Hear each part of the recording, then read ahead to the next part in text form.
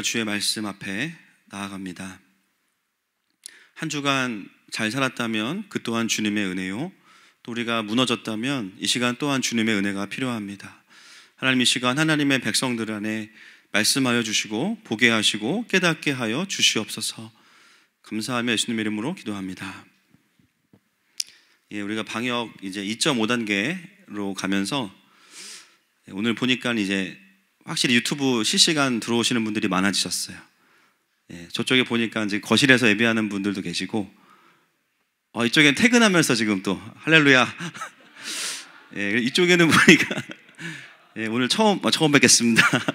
유튜브 처음 또 저희 교회 예배로 또 참석하시는 분들도 계시는데, 발령기 받아주셔서 감사합니다. 우리 성도분들 너무 보고 싶지만 또 이 시간에 함께 동일한 은혜가 있는 줄로 믿습니다. 우리는 온라인이든 오프라인이든 영과 진리로 예배합니다. 할렐루야. 오늘 느헤미야 강의 이제 6번째 시간입니다. 지난주에는 성벽을 재건하면서 그 원수들의 이제 구체적인 공격들을 우리가 이제 보았습니다. 그래서 이제 영의 공격, 혼의 공격, 육의 공격, 이 세 가지의 공격이 있었고요. 또 그런 공격들을 물리치고 나니까 어떤 일이 벌어졌냐면, 같은 공동체 안에 있는 유대인들이 이제 힘을 빼요. 그래서 부정적인 얘기를 하고, 또 그 중에는 원수와 가까이 지내면서 공동체를 자기에게 맞추려고 했던 또 유대인들도 등장을 합니다. 느헤미야는 그런 현상을 보면서 어떻게 대처하냐면, 그 모든 공동체의 지체들을 한자리에 모읍니다. 그리고 그들에게 하나님께서 하시고 계신 일이 무엇인지, 또 공동체가 그 사명을 받아서 전쟁을 하면서 어떻게 싸우고 있는지를 이야기해 주고 있습니다. 이제 그런 일이 있으면서요, 그 연장선상에서 이제 오늘 본문이 시작이 되는데요, 5장 1절 말씀을 같이 한번 보겠습니다. 시작.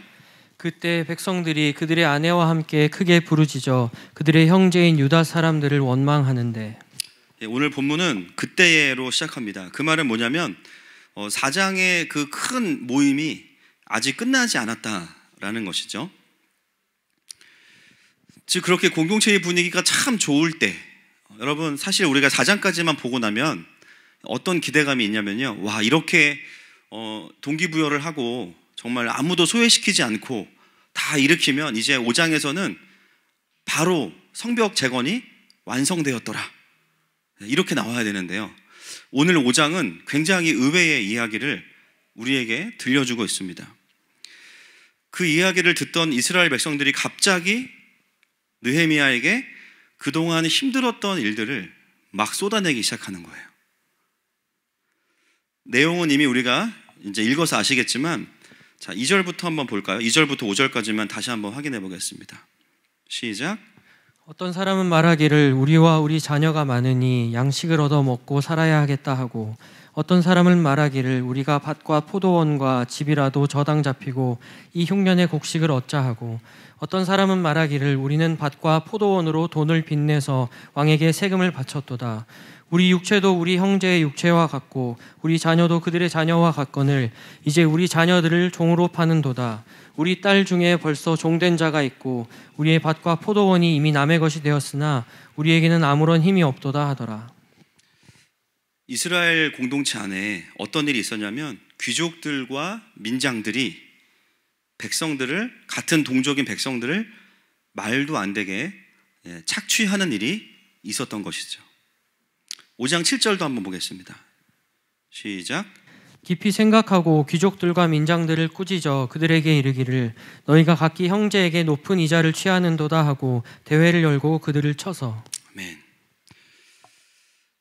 오랫동안 그 귀족과 민장들이 자신들이 갖고 있는 권력을 가지고요, 백성들을 섬겨야 되는데 섬기는 게 아니라 백성들을 상대로 돈을 꿔주고선 높은 이자를 받게 됩니다.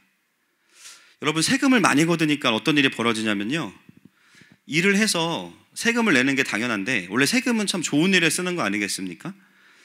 근데 너무 세금을 많이 거두니까요, 일을 해서 소출을 내야 되는 밭과 포도원을 저당 잡히고 파는 일이 벌어지는 거예요.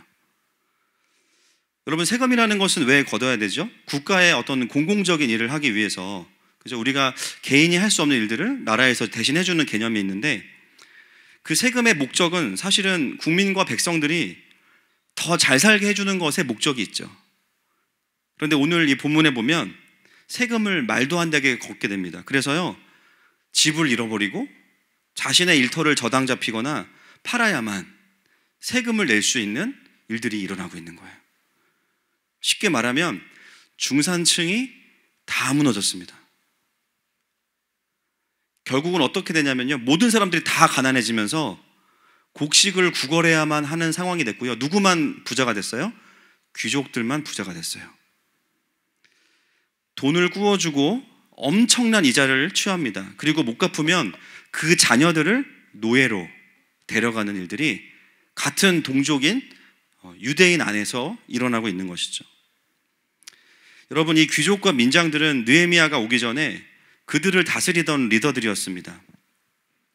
이 사람들은 산발락과 도비아가 아니에요. 사마리아인이 아니고 같은 유대인들입니다. 즉 같은 하나님의 백성으로 부름받은 유대인들인데요.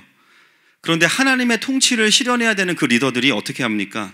사랑과 공의의 열매를 맺히는 것이 아니라 오히려 하나님의 백성들을 더 억압하고 착취하고 권력으로 누르는, 그래서 모두를 다 가난하게 만드는 그런 일들이 그들 안에 있었던 거예요. 여러분, 이러한 모습들은 단순히 그들이 나쁜 사람들이구나 그것만을 이야기하는 게 아닙니다. 그들 안에 하나님의 통치가 없었다는 것을 이야기하는 거예요. 하나님께서 다스리시도록 만든 하나님 나라의 백성들이 하나님의 다스리심이 아니라 사람에 의해서 다스려지고, 결국 그 사람들은 자신의 이득과 안위를 위해서 하나님 나라의 백성들을 착취하는 모습을 보여준 것이죠. 이 모습 자체가 하나님의 율례와 법도를 지키지 않은 모습이었습니다. 그렇게 오랫동안 착취와 억압 속에서 살아오던 이스라엘 백성들이 갑자기 그 어려움을 어떻게 해요? 이제는 느헤미야에게 막 쏟아내기 시작하는 거예요. 우리가 여기서 좀 주춤하게 되는 부분이 뭐냐면 굉장히 의외의 상황인 거예요. 아니, 그러면 지금까지 1장부터 4장까지 엄청나게 하나님이 일하셨는데 그럼 이 문제가 그때도 그냥 있었던 거 아닙니까? 그러면 그 하나님께서 하셨던 일들은 다 뭐지? 오늘 이 본문은 참 우리에게 많은 것을 이야기합니다.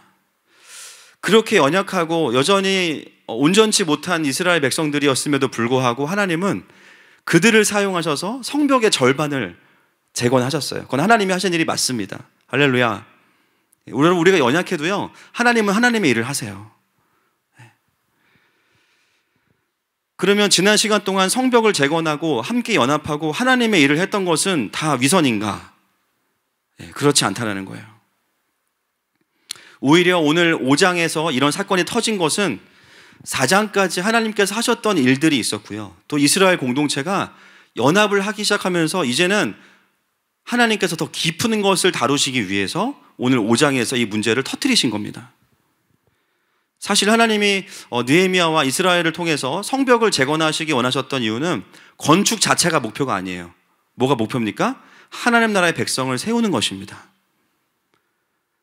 눈에 보이는 건축물을 세우면서 어느 순간이 되니까요, 하나님의 사람들 안에 그동안 무너져 있었던 하나님의 백성들, 하나님의 통치를 받는 모습, 그러나 잃어버렸던 그 모습을 이제는 회복하기 원하시는 거예요.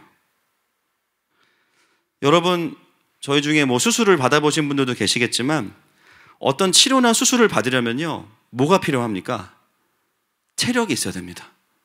마취를 이길 체력이 필요하고요, 치료를 받을 수 있는 힘이 필요해요. 지난 1장부터 4장까지는 어떤 시간이냐면 은혜와 회복의 시간인데요, 그 시간을 통해서 이스라엘이 하나님 앞에서 영적인 체력이 회복이 되는 거예요. 서서히. 그리고 누구에 대한 신뢰가 생깁니까? 느헤미야에 대한 신뢰가 생긴 겁니다. 여러분, 하나님께서 우리를 고치시고 또 우리를 살리시는 분이십니다. 아멘이시죠? 그런데요, 초면에 무작정 막 깊은 곳을 물론 그런 경우도 가끔 있어요. 영적으로 개타는 날이 있지만 주로 하나님 어떻게 행하시냐면 우리의 삶에 서서히 들어오십니다. 예, 서서히 들어오세요. 하나님은 굉장히 조심스러운 분이시죠. 왜냐하면 그냥 우리의 마음을 열고 삶을 열고 너 이런 문제가 있어 라고 하실 수도 있지만 하나님 그렇게 하기를 원치 않으시고요. 우리와 인격적으로 교제하시면서 우리가 하나님께 마음을 드리는 만큼 하나님은 우리의 삶에 관여하시고 점점 더 깊이 들어오십니다. 그래서 어떻게 행하시냐면 먼저 우리에게 큰 은혜를 주시고 작은 것들부터 다루어 가시는 거예요.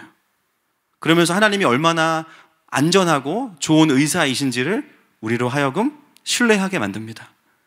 그리고 때가 되면 하나님은 우리의 삶에 깊은 어두움, 또 우리의 삶에 깊은 그 죄의 쓴뿌리들을 어느 순간에 안전하게 말씀하시고 수술하시는 분이 하나님이세요. 여러분, 오늘 5장은 하나님의 백성으로 세워진 그들이 얼마나 하나님의 통치를 따르지 않았는지를 여실히 드러내면서도 그것을 깊이 있게 수술해 가시는 그 하나님의 섬세한 손길을 우리에게 보여주고 있습니다. 여러분, 하나님의 관심은 성벽만이 아니에요.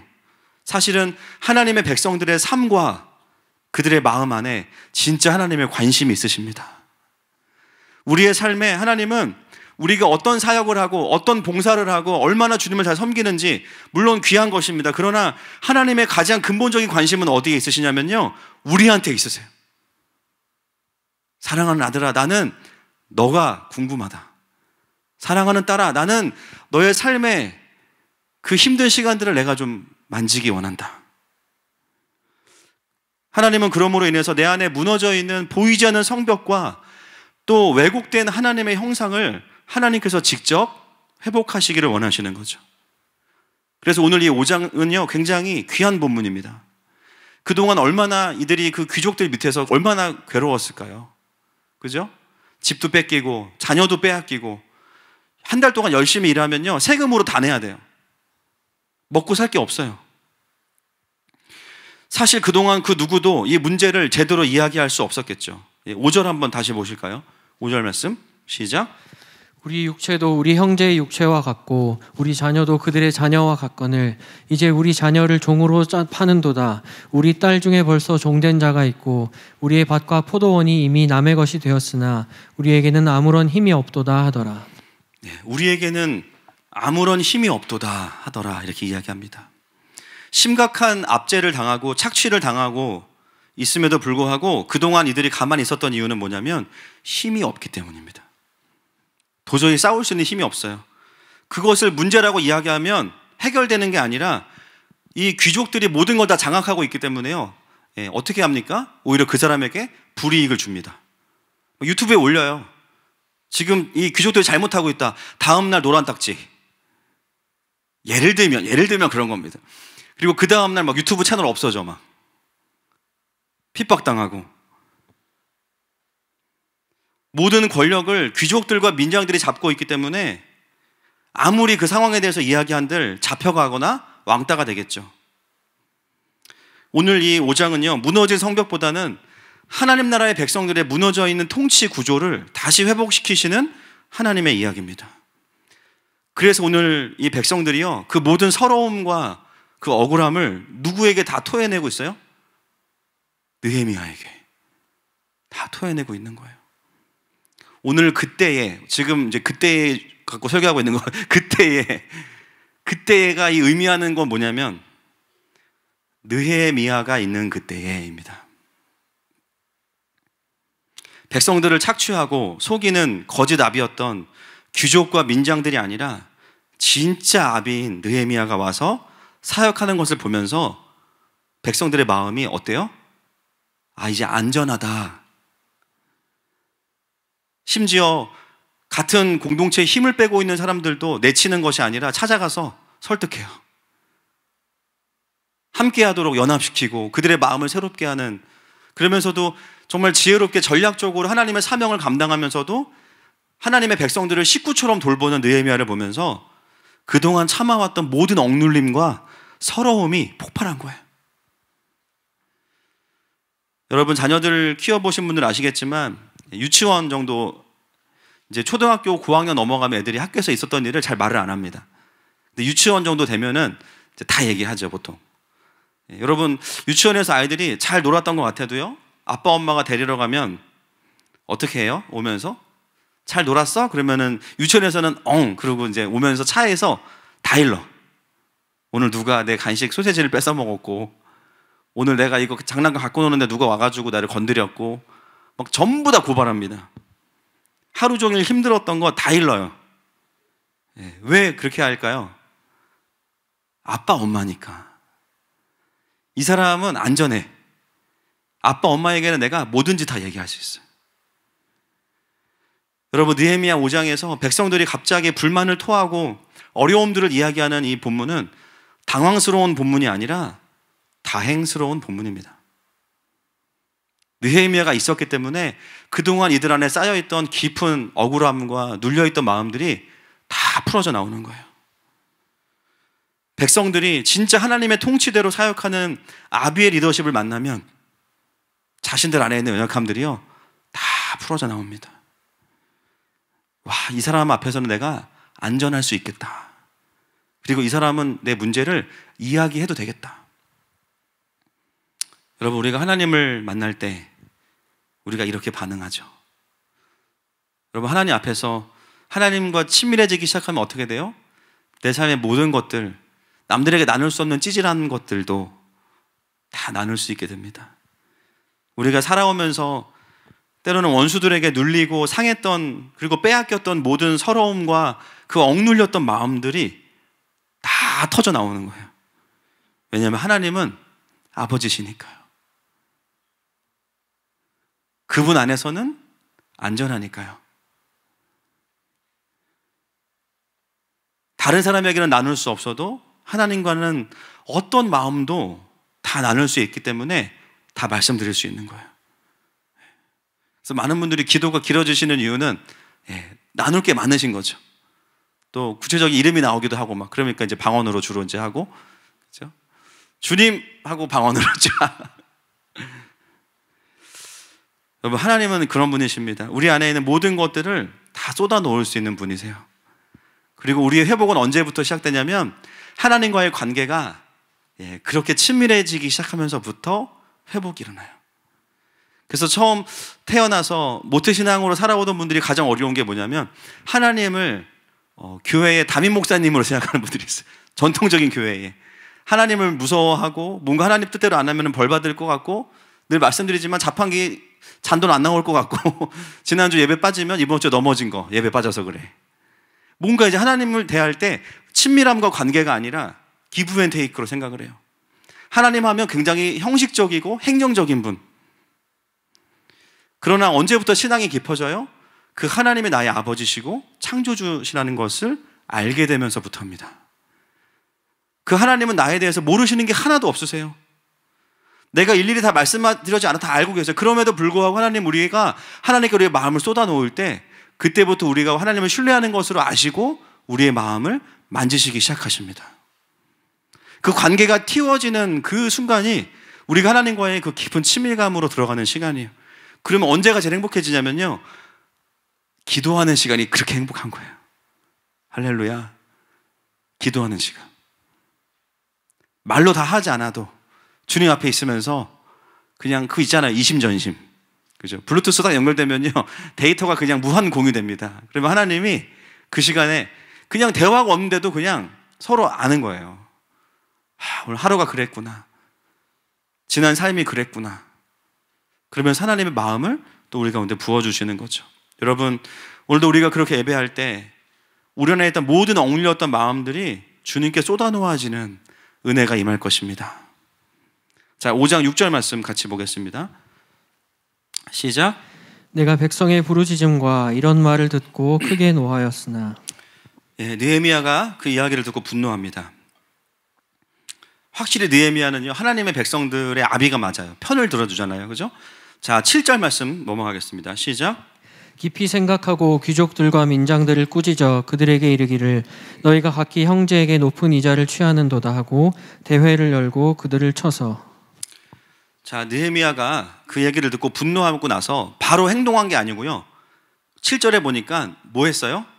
깊이 생각했습니다. 무슨 생각했을까요? 이전 개역 성경에는 이걸 어떻게 번역했냐면 중심에서 계획하고 라고 번역했고요. 원어를 그대로 직역하면 마음에서 통치하고 라고 번역할 수 있어요. 느헤미야는 분노하고 감정을 따라 행한 게 아니라 먼저 마음속으로 시뮬레이션을 그려본 거예요. 이걸 어떻게 다스리지?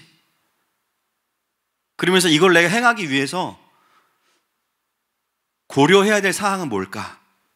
느헤미야가요 굉장히 아주 통합적인 사람이에요. 보면 그냥 화가 나서 당장의 귀족들과 민장들을 처치한 게 아니라 이 상황을 먼저 한번 깊이 고민해 보는 거예요. 여러분, 이 일이 쉬운 일일까요? 어려운 일일까요? 굉장히 어려운 일입니다.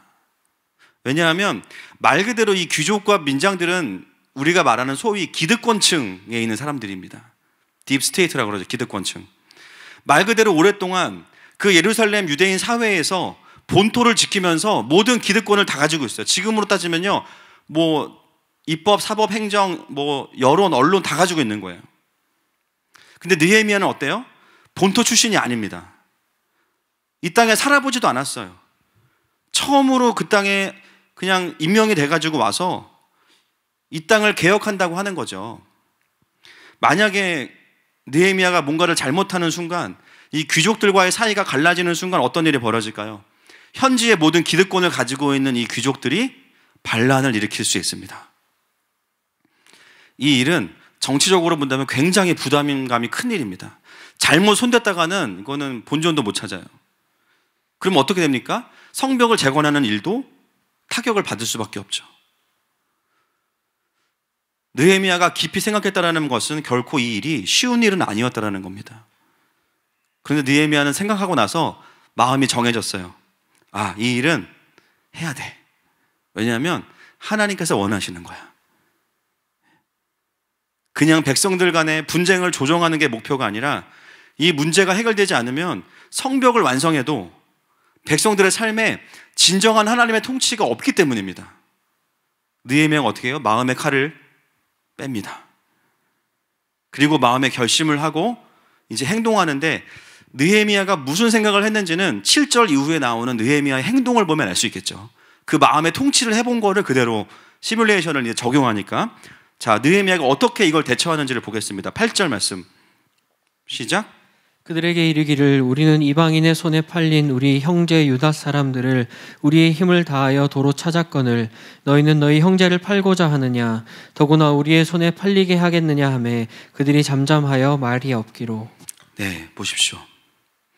굉장히 단호하고 분명하게 그들의 잘못을 지적합니다. 근데 그들의 반응이 어때요?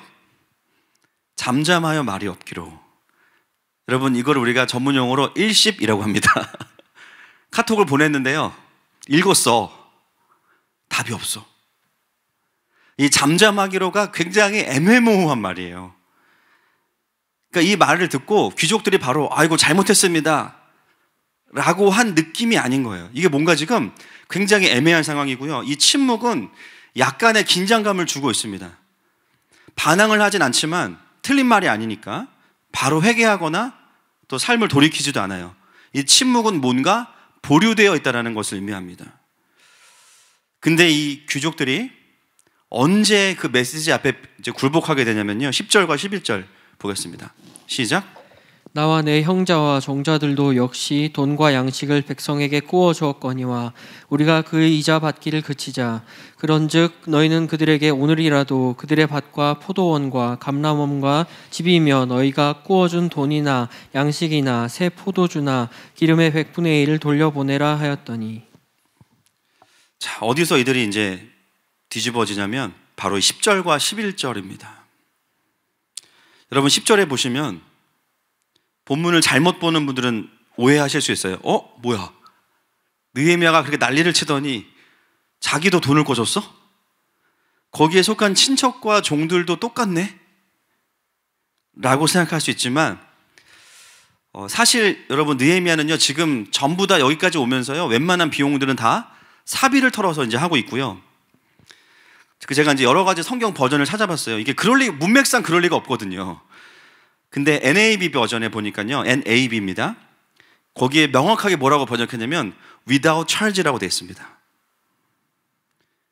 대가 없이 이자를 받지 않고 어떤 그거 상응하는 보상을 받지 않고, 즉 느헤미야와 그의 가족들 또 함께 왔던 사람들은 본토 유대인들이 너무 힘들게 사는 것을 보면서 돈놀이를 한 게 아니고요, 그냥 자기의 것을 그들에게 형식상 빌려준 거예요.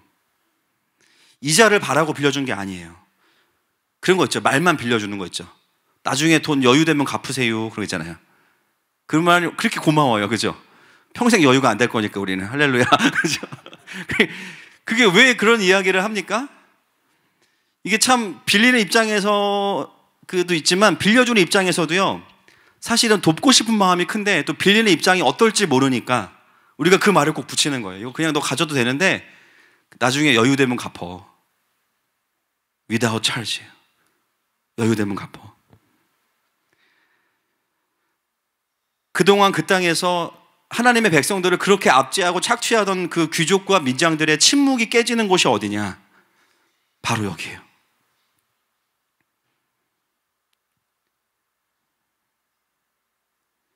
여러분, 사실 이 귀족들도요, 결국은 다 유대인 아닙니까? 처음에 그들을 왜 세웠겠어요? 우리를 대표해서 당신들이 우리를 좀 섬겨주시고 다스려주세요. 리더가 필요하니까. 근데 그런 시간들이 길어지면서 어떤 일이 벌어집니까? 어느 순간부터 자신들이 하나님 나라의 백성인 것을 잊어버리고 동족을 착취하던 삶을 살아왔습니다. 그런데 그들 안에도 여전히 어떤 마음이 있냐면, 그래, 우리가 하나님의 백성이지. 사실 우리가 여기에 있는 이유가 내가 잘 먹고 잘 살기 위해 있는 것은 아니었지. 그 깨달음이 언제 왔냐면, 그 나라에서 태어나 보지도 않고 살아보지도 않았던 리더인 느헤미야가 와서 그 느헤미야의 공동체가 하나님을 너무 사랑하고 자기의 동족을 자기 몸처럼 사랑하고 섬기는 것을 보면서 그들의 마음이 바뀐 겁니다. 느헤미야는 굉장한 고수예요. 그들이 스스로 부끄럽게 여기고 마음을 고쳐 먹도록 아주 제대로 동기부여를 하고 있는 겁니다.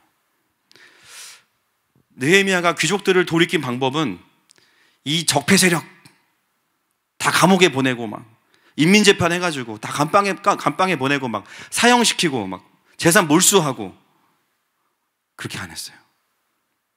물론 그들을 호되게 꾸짖었지만 사실 그들에게 어떻게 해요?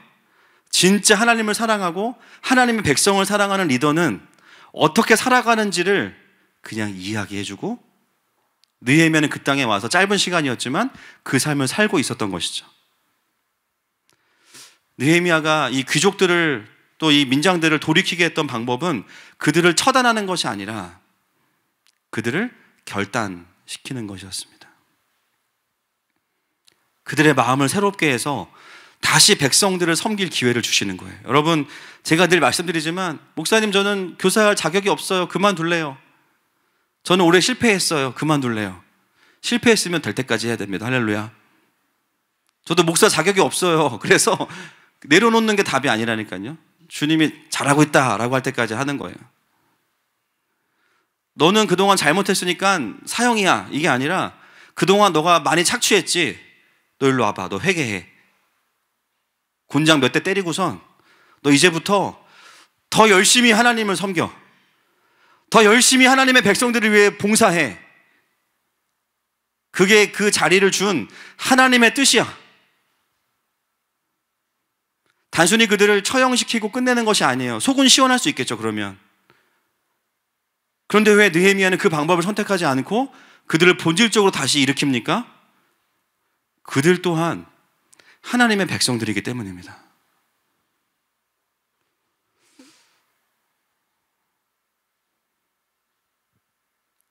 지난 장에서는 그 말 안 듣는 유대인들, 부정적인 유대인들을 또 공동체에 합류시키고, 또 오늘은 같은 백성을 착취했던 귀족과 민장들을 또 공동체에 합류를 시키는 거예요. 이유는 한 가지예요. 그들 또한 하나님의 백성들이기 때문에. 쫓아오지 못한다고 쳐내거나 기존의 리더들을 다 적폐로 몰아서 처단하지 않습니다. 사실 여러분, 정치적으로 보면요, 느헤미야에게 되게 좋은 기회가 온 거예요. 사실은 이걸 빌미로 다 죽이면 돼요. 그들이 잘하든 못하든 사실 느헤미야는요, 하나님 나라의 사명이지만 그걸 펼쳐가려면 가장 걸림돌이 되는 사람들이 누구예요? 귀족들과 민장들이에요. 마음이 같지 않을 거란 말이에요. 야, 잘 됐다. 이게 정치적인 명분이 있으니까 다 차단시키고 새롭게 한번 해보자. 얼마든지 그럴 기회와 명분이 충분했습니다. 그러나 느헤미야는 그 방법을 선택하지 않습니다. 오히려 그들의 마음을 바꾸어서 이제부터 자신들의 권위를 가지고 다시 백성들을 섬기도록 그들의 마음을 일으키고 있는 것을 보게 됩니다. 여러분, 이 귀족과 민장들의 모습을 보면서 사실은 우리에게도 적용이 될 수 있죠. 하나님이 나에게 주신 은사, 재능, 마음, 내 시간들, 여러분 어디에 쓰고 계십니까? 어쩌면 말씀을 읽으면서 나는 귀족이 아니니까. 그렇지 않습니다. 하나님께서 우리의 삶에 주신 권위가 있고요, 에너지가 있고요, 물질이 있고요, 시간이 있어요. 분명히 내가 하나님을 깊이 경험할 때는 내가 이것을 가지고 하나님을 섬기고 내가 이웃을 사랑하는 데 쓰겠습니다 라고 고백했었는데 어느 순간에 어떻게 바뀌어져 있어요? 나도 모르게 내가 살기에 급급해져 있는 나를 발견할 때가 있습니다. 오늘 어쩌면 이 귀족들을 향한 느헤미야의 훈계가 사실은 또 우리에게 주시는 하나님의 음성이겠죠.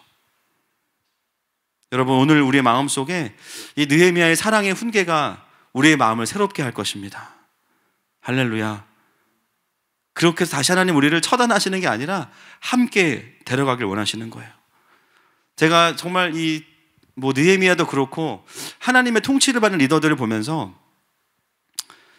일단은 참 힘듭니다. 그죠? 왜 이렇게 하지? 좀 편하게 가시지. 하나님은 왜 이렇게 재활용을 좋아하실까? 폐기 처분 참 쉬운 일인데 하나님의 마음은 어디에 있냐면 리바이벌에 있으신 거예요. 다시 살아나다. 할렐루야. 다시 살려서 그 자리에서 똑바로 하기를 원하시는 거예요. 그래서 하나님은 아들을 죽이셔서 죄에 대한 대가를 치르시고 다시 우리가 순결한 백성으로 살 수 있도록 또 우리를 충성되이 여겨주시는 겁니다. 여러분, 이 사실들이 우리에게는 큰 소망이고 위로가 되죠. 사실 우리가 주님을 알고 나서 날마다 막 충성스럽게 늘 살아가면 좋겠지만 사실 그러지 못할 때가 참 많습니다. 때로는 행동을 하지 않아도 마음에서도 하나님과 멀어져 있을 때도 참 많아요. 그때마다 주님이 어떻게 하세요? 우리에게 오셔서 우리의 마음을 다시 아버지께로, 다시 하나님 나라를 향해서 갈 수 있도록 우리의 마음을 새롭게 해주십니다. 느헤미야가 설득해서 데려가는 사람들의 모습들이 전부 다 다른 어떤 누군가가 아니에요. 사실은 다 나입니다. 나의 모습이에요.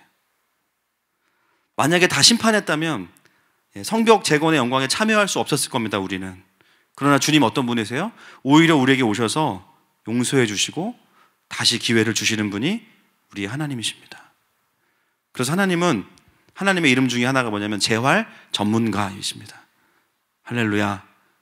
재활 전문가. 여러분, 교회 안에서 우리가 자주 듣는 얘기 중에 하나가 교회에 처음 와서 하나님을 새롭게 만난 분들의 이야기를 많이 들으면 은혜가 돼요. 그죠? 지난주에도 우리 이번 주 내일 결혼하는데 우리 은경자매 예비 남편이 와가지고 굉장히 감동이 되는 말을 했잖아요. 그죠? 정말 깜짝 놀랐어요. 저 듣기 좋으라고 했을 수도 있겠지만 본인이 말했으니까 그거 녹화해서 따로 편집해 주세요. 본인이 믿음을 가져보려고 했지만 그게 마음처럼 되는 것은 아니었었다. 결혼하고 시간을 좀 많이 내보겠다라고 본인이 입으로 얘기했습니다. 그래서 일단 저도 들었지만 우리 성도들도 들으셨고 가장 중요한 건 주님이 들으셨어요. 할렐루야. 내일 가서 홀에 49명밖에 못 들어가거든요. 그래서 얼굴을 무조건 제가 비추고 올 거예요. 영적인 거룩한 영업을 하고 오겠습니다. 사실 그런 이야기들이 너무 귀한 이야기들인데요. 사실은 교회 안에서 더 많이 들려줘야 되는 이야기가 뭐냐? 리바이벌의 이야기예요. 처음 주님을 만나서 뜨거운 사람들의 이야기도 참 은혜가 되지만 또 한편으로는 그렇게 불같이 타올랐다가 어느 순간에 개인의 연약함이든 어떤 이유든 실족해서 넘어졌던 자들이 다시 일어나는 이야기들이 또 교회 안에 가득해야 됩니다. 할렐루야. 그렇지 않으면 우리가 넘어질까 조심하는 것도 중요하지만 너무 그게 두려움이 돼서요, 눌릴 수도 있고요, 묶일 수도 있어요. 여러분, 우리가 신앙생활 하다 보면 넘어질 때가 있어요. 맞습니까? 넘어지시라는 얘기는 아니에요. 나도 모르게 넘어질 수 있죠. 중요한 건 뭐예요? 하나님은 우리를 다시 세우시는 분이에요. 다시 재활시켜 주시는 분이십니다. 저는 느헤미야를 보면서 우리의 삶에 느헤미야와 같이 찾아오시는 주님을 많이 묵상하게 됩니다. 할렐루야. 여러분, 이 시대에는 정말 이런 느헤미야와 같은 리더가 필요합니다. 정말 건강한 리더가 조직과 공동체에 오기 시작하면요, 오늘 본문에서 일어났던 것처럼 그동안 묶여있던 어둠이 막 다 드러나는 거예요. 여러분, 어두움은 아무리 숨기고 포장해도 결국엔 다 터집니다. 그동안도 그랬고 앞으로도 그럴 거예요. 모든 사람들이 또 회개하고 각자의 자리에서 좋은 리더가 있을 때, 하나님의 통치를 받는 리더가 있을 때 어떤 일이 벌어지냐면요, 다시 지나온 삶을 회개하고 마음을 새롭게 해서 하나님 나라의 사명을 향해서 전진하게 될 것입니다. 아멘이시죠? 그래서 느헤미야의 리더십을 통해서 하나님이 얼마나 하나님의 구조를 이 땅 가운데 풀어가시는지를 우리는 보게 돼요. 5장 13절 말씀 같이 보겠습니다. 시작. 내가 옷자락을 털며 이르기를 이 말대로 행하지 아니하는 자는 모두 하나님이 또한 이와 같이 그 집과 산업에서 털어버리실지니 그는 곧 이렇게 털려서 빈손이 될지로다 하매 회중이 다 아멘하고 여호와를 찬송하고 백성들이 그 말 한 대로 행하였느니라. 와, 보세요. 여러분, 느헤미야 정말 지혜롭죠. 기회를 주고 들어오자마자 나가면 다 죽는다 이제. 보세요. 어떻게 이런 말을 하죠? 먼지를 털어버리면서 빈손이 될지로다. 그들에게 돌이킬 수 있는 기회를 주고 그들이 마음을 정했을 때 다 모여서 공동체 전체를 완전히 프로징 시키는 거예요. 딱 이렇게. 더 이상은 못 나간다 이제. 모두가 다 들어올 수 있도록 하고 딱 바운더리를 칩니다. 거기에 모인 모든 백성들이 다 뭐라 그래요? 아멘 하고 그렇게 행하는 거예요. 여호와를 찬송하고 그 말한 대로 행하는 것을 보게 됩니다. 그래서 느헤미야는요, 사실은 이 유대 공동체 안에 오랫동안 견고하게 묶여있던 문제를 해결해버리고 진짜 연합을 일으키는 거예요. 누구도 잃어버리지 않고. 그래서 하나님의 통치를 받거나 그 구조를 가진 리더들을 보면 열매가 뭐냐면 진리 안에서의 연합입니다. 그냥 연합이 아니에요. 다 두루두루 잘 지내자 이게 아니에요. 진리 안에서의 연합, 그리고 생명이 맺혀져요. 어둠의 리더십의 특징, 아무리 좋은 말로 포장하고 명분을 가져도요, 결국에는 어둠의 리더십은 거짓과 분열과 사망. 사람들 계속 죽어요. 내치고 죽이고 살아날 수 있는 구조가 없어요. 아주 극명하게 하나님 나라의 리더십과 그렇지 않은 리더십들이 대조가 되고 있는 것이죠. 여러분, 지금 우리나라는 정말 강력한 분열 가운데 있습니다. 뭐 교회, 국가, 가정, 세대별로 또 남성, 여성 극심한 분열과 갈등이 너무 가득합니다. 그럼에도 불구하고 우리가 믿어야 되는 것이 있어요. 뭐냐면 하나님은 분명히 이 시대 가운데 느헤미야와 같이 사역하고 계실 겁니다. 아멘이십니까? 하나님은 여전히 이 상황 속에서도요, 각 사람들에게 찾아가셔서 그들의 자리에서 회복해야 될 모습에 대해서 말씀하시고 사명을 새롭게 하고 계세요. 그들의 마음을 감동시키셔서 일으키고 계십니다. 그리고 그런 과정 가운데 하나님이 쓰시는 방법은 뭐냐면 반드시 느헤미야의 공동체가 있어야 되는 거예요. 그렇게 살고 있는, 그렇게 살아내고 있는, 대가를 바라지 않고 섬기고 또 그 시대에 해야 되는 영적인 자리들을 지키고 또 누구든지 그 마음을 새롭게 하면 들어올 수 있도록 기다려주는 느헤미야를 닮은 아비의 공동체가 반드시 있어야 돼요. 그래서 어떻게 돼요? 그 공동체를 보면서 사람들이 깨닫는 거예요. 아, 저 모습이 진짜였지. 저렇게 하는 게 맞는 거지. 진짜를 보면요, 강요하지 않아도 스스로 부끄러워집니다. 진짜 고수를 만나면, 그죠? 그 옆에 있는 것만으로도 굉장히 뭔가 내가 전문용어로 오징어가 돼요. 그죠? 아, 내가 그동안 너무 세속적이었구나. 그동안 내가 너무 하나님하고 안 친했구나. 그동안 내가 너무 잘못 살았구나. 그분 나에게 아무 말도 안 했어. 그냥 자기 삶을 살았어. 근데 같이 있는 것만으로도 굉장히 부끄러워져요. 여러분, 제가 이 본문을 보면서 그런 기도가 나오더라고요. 하나님, 우리 하늘마음교회가 느헤미야의 공동체가 되게 해주십시오. 할렐루야. 느헤미야의 공동체. 그냥 교회 때문에 상처받은 분들이 와서 우리가 온전하진 않지만, 그래, 사람이 연약하지만 바뀔 수 있구나. 그래, 예배는 이런 거지. 교회는 이런 곳이지. 진짜를 보면서, 하나님이 함께 하시는 공동체를 보면서 모두가 다 마음을 새롭게 하고 다시 자기의 부르심을 향해서 달려가는 겁니다. 이 땅 가운데 이러한 느헤미야를 닮은 리더들이 많이 세워질 것을 선포하고 축복합니다. 자, 14절 말씀 보겠습니다. 시작. 또한 유다 땅 총독으로 세움을 받은 때 곧 아닥사스다 왕 제20년부터 제32년까지 12년 동안은 나와 내 형제들이 총독의 녹을 먹지 아니하였느니라. 와, 보세요. 여러분, 14절부터 보시면 느헤미야도 실제로 그렇게 행하는 것을 보게 됩니다. 12년 동안 총독의 녹을 받지 않았대요. 본인이 먼저 그렇게 살아간 거죠. 우리가 생각하기에는 아이고 뭐 월급을 좀 안 받았나 보다, 뭐 원래 부자니까 그럴 수 있지만 15절 말씀 보시겠습니다. 시작. 나보다 먼저 있었던 총독들은 백성에게서 양식과 포도주와 또 은 40세겔을 그들에게서 빼앗았고 또한 그들의 종자들도 백성을 압제하였으나 나는 하나님을 경외함으로 이같이 행하지 아니하고. 그 전에 총독들은요, 양식과 포도주와 은 40세겔을 그들에게서 빼앗았고 그들의 종자들도 백성을 압제했어요. 느헤미야는 그것을 알기 때문에 오히려 더 그렇게 하지 않습니다. 근데 그 이유가 뭐예요? 내가 존경받아야지, 내가 좋은 리더가 돼야지, 그런 게 아니에요. 하나님을 경외했기 때문이에요. 하나님을 경외했기 때문에. 느헤미야를 움직여갔던 이유는 사람들의 존경받고 인정받는 것이 아니었어요. 그는 하나님 앞에 서 있는 사람이었기 때문입니다. 여러분, 하나님 나라의 리더의 가장 큰 덕목 무엇일까요?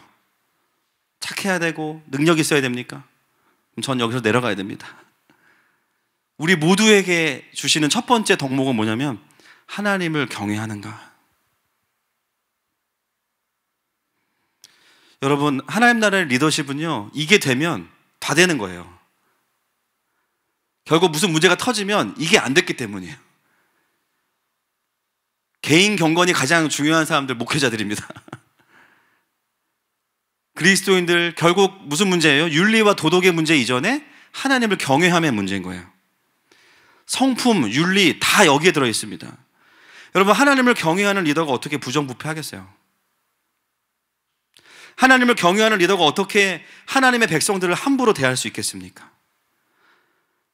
하나님을 경외하는 리더가 사람들의 눈치를 보면서 일하겠습니까? 하나님의 눈치를 보겠죠. 하나님을 경외하는 리더는 자기가 그 자리에 주어진 사명을 명확히 이해합니다. 그래서요, 방향성이 있어요. 사람들이 때로는 이해해주지 않아도 하나님 말씀하시면 가게 돼요. 사람들을 데리고. 그 이유가 뭐예요? 하나님을 경외하기 때문입니다. 여러분, 우리가 서로를 위해서 기도할 때요, 여러 가지를 위해서 기도할 수 있지만 무엇보다도 서로가 하나님을 경외할 수 있도록 중보하는 공동체가 됩시다. 아멘이십니까? 그러면 다 해결됩니다. 자, 16절 말씀 보겠습니다. 시작. 16절. 도리어 이 성벽 공사에 힘을 다하며 땅을 사지 아니하였고 내 모든 종자들도 모여서 일을 하였으며. 느헤미야만 한 게 아니라 그와 함께한 가족들도 모여서 일을 했습니다. 자, 쭉 넘어가서 18절 말씀 보겠습니다. 시작.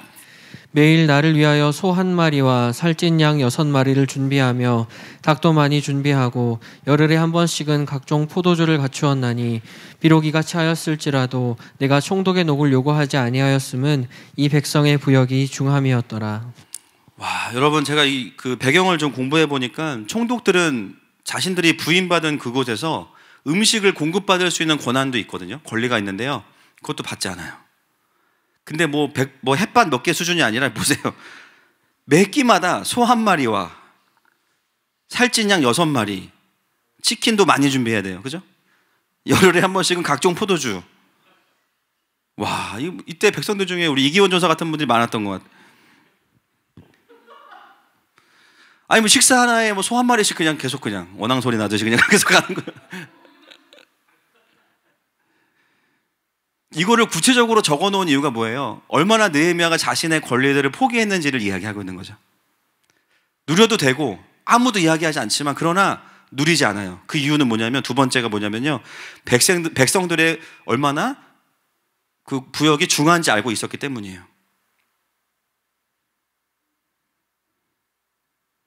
느헤미야는 정말 백성들을 긍휼히 여기는 리더였습니다.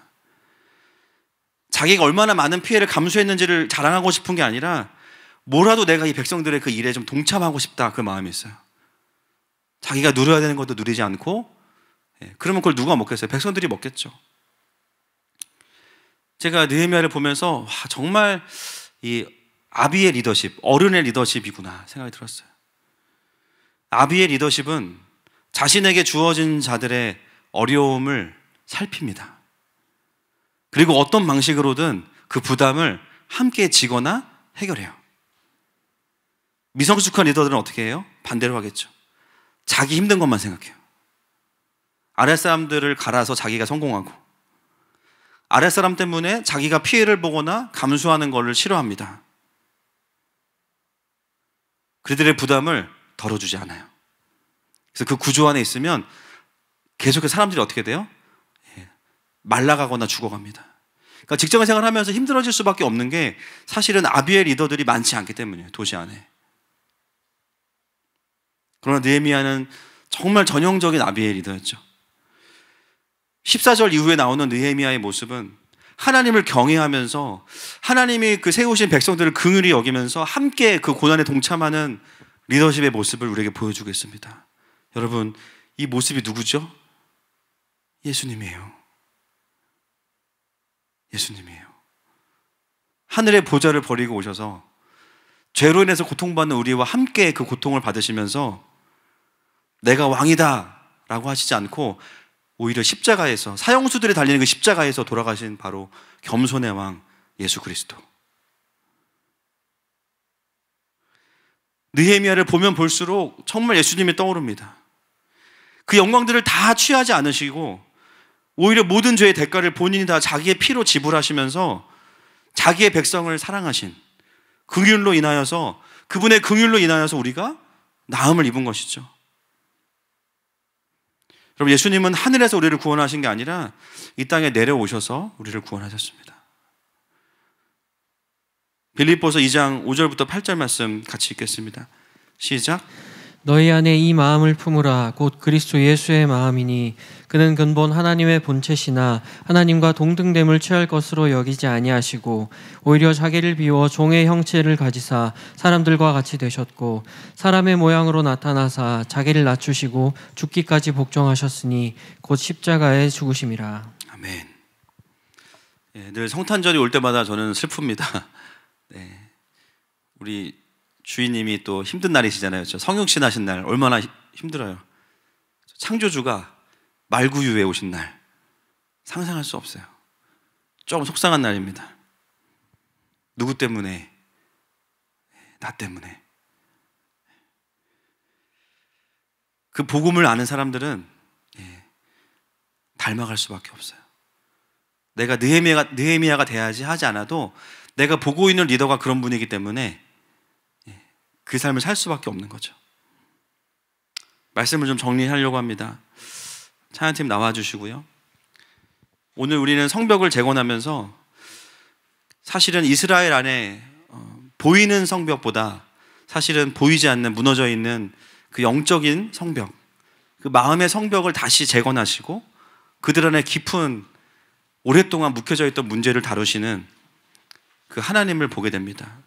느헤미야를 통해서 하셨지만 결국은 하나님이 하신 거죠. 그리고 그 모든 자들의 마음을 새롭게 하셔서 하나님의 역사에 동참하게 하십니다. 여러분, 이 금요일 밤, 이 시간에 오늘 가정에서 또 퇴근길에 예배하는 모든 분들에게 우리의 느헤미야 되신 주님께서 여러분들을 초청하고 계십니다. 어쩌면 그 주님과 함께 사역하기 이전에 어쩌면 이 백성들처럼 먼저 내 마음속에 오랫동안 눌려있고 억울하고 또 상해 있는